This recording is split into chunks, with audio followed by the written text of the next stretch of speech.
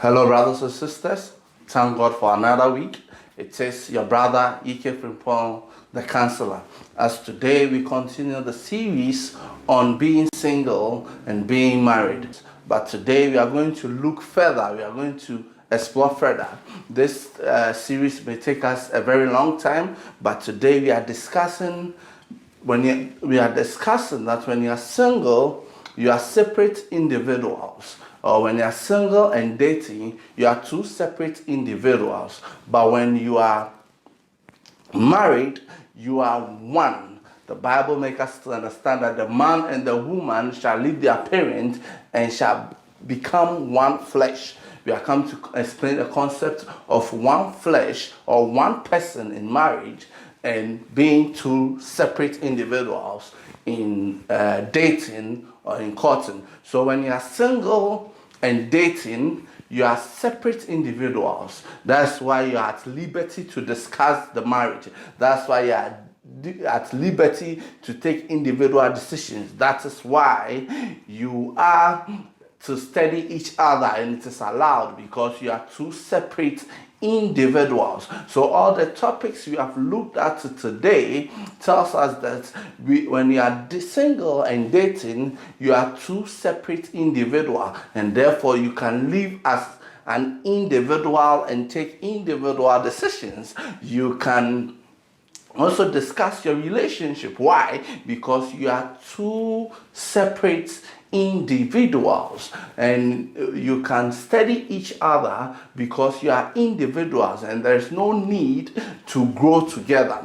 But today's concept of where when you marry you become one person or two but one, become one flesh, is one of the greatest foundation of marriage. In fact, during the counseling process, what your counselor must make you understand before you marry is this being one individual or one person concept. The two people becoming one. When you marry, there is nothing like she and he. There is nothing like wife and husband. The public calls you a wife and husband, but between the two of you in the union of Christ, you are one.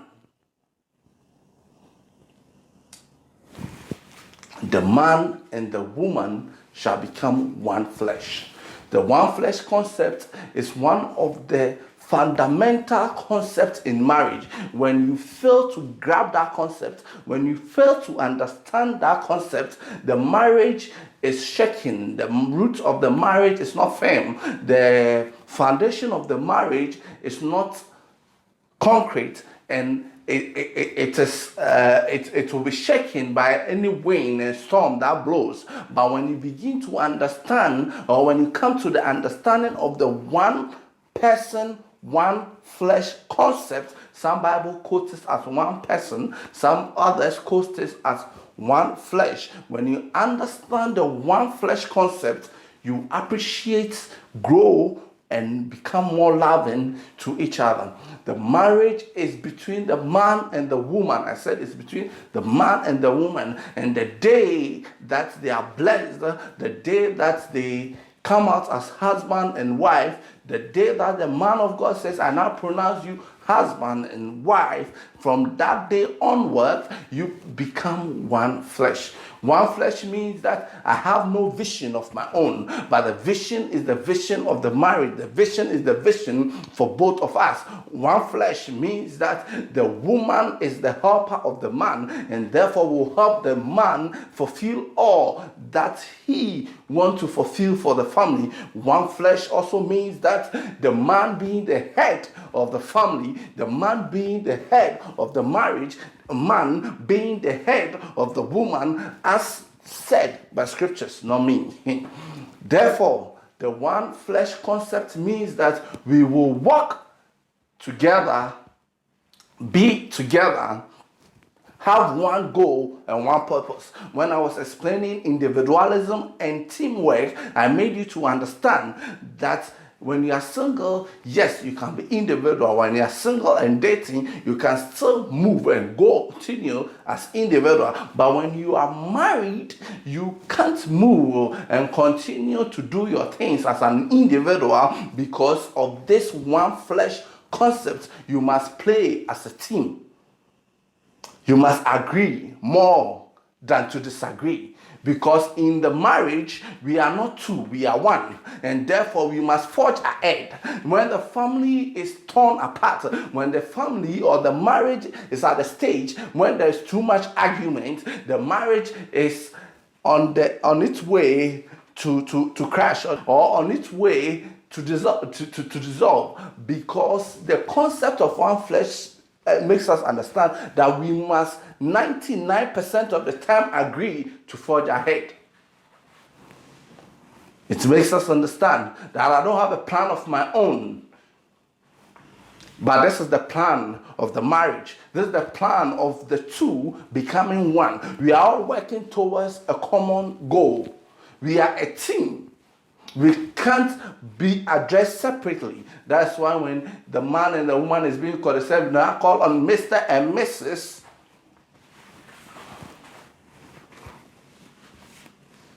One goal, one purpose, one person, one individual. You can't have a mind of your own and be in the marriage. Oh, you can't seek for independence. I want to be independent. Can't I marry and be independent? Can't I marry and take decisions on my own? Sorry, my sister. If you are talking about the marriage that I am here to discuss, if you are talking about the marriage, the Christian type of marriage, then you can't be individualistic in the marriage.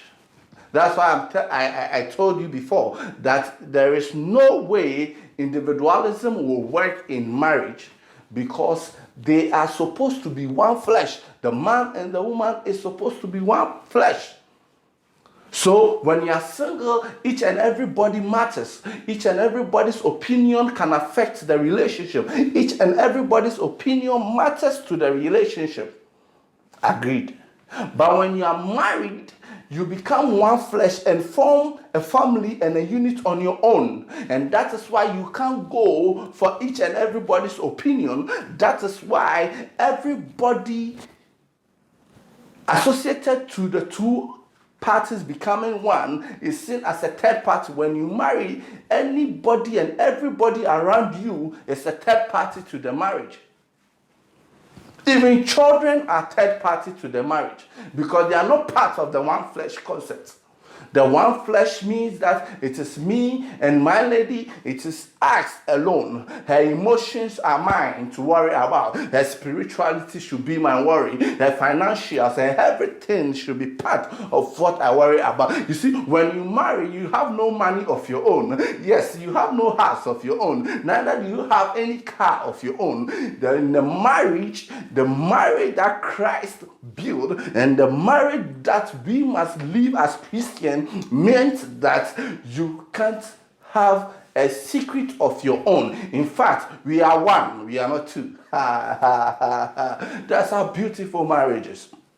As I continue, I want to encourage you to subscribe and hit the notification button. I want you to be part of this big family as we enhance our knowledge, as we get understanding into marriage, relationship, and family stuff. As we grow, you will grow with me.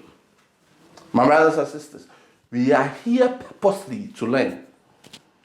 And it is knowledge that I'm imparting onto you. You have to understand the one flesh concept before entering into marriage. So when you are single, you are at liberty. When you are single and dating, you are still separate individuals and you operate in that realm. But when immediately you become married, immediately you become Mr. and Mrs., those dynamics change.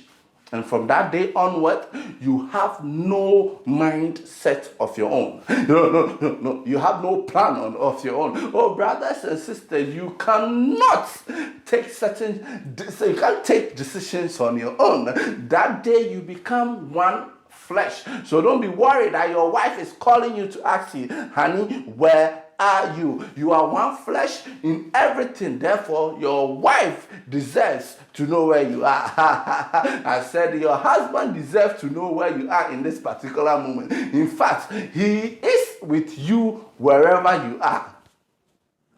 You can't have secrets and say, why can't I have my personal secrets? Why can't I be secretive? Yes, that's why we are struggling over the phone and there are passwords and all that. Creating a whole kind of insecurity, creating a whole kinds of mistrust because we don't understand the concept of one flesh. It is in Genesis, the beginning of the world, between Adam and Eve, that our Lord Almighty said that the man and the woman shall become one. One flesh. They shall leave their mom and dad. That means the family will now become a third party to the union. Children become third party to the union. That's why when there is a divorce, and when you are fighting for divorce and you go to the court, they don't ask the opinions of the family. Neither do they ask of the opinions of the children. Neither will they ask for the opinions of your best friends and your loved ones and even your counselors. The union of marriage is between the two. And one of the greatest foundation of marriage is this one flesh concept, is this one person concept. So singles are at liberty to take self-decisions. Singles dating are two separate individuals. But the marriage ball game is the one flesh concept. One person concept. Where my happiness is my wife's happiness and her happiness is my happiness. This will transcend, and as we continue, you will get to understand why people cheat. You will get to understand why there's so much divorce. You will get to understand why the marriage is no more working. Let's go step by step. And as we go, you'll begin to love this more. I'm happy to be here with you. Don't forget to subscribe. Don't forget to follow me on all social media platforms. Yike Frimpong, the counselor. Don't forget to comment. Let me know what you think. Let me know whether you got the understanding. Let me know whether you are happy and you want to know more. Let me know whether it has been impactful. Let me know so that I can continue to be a blessing to you and you a blessing to me. See you again next week.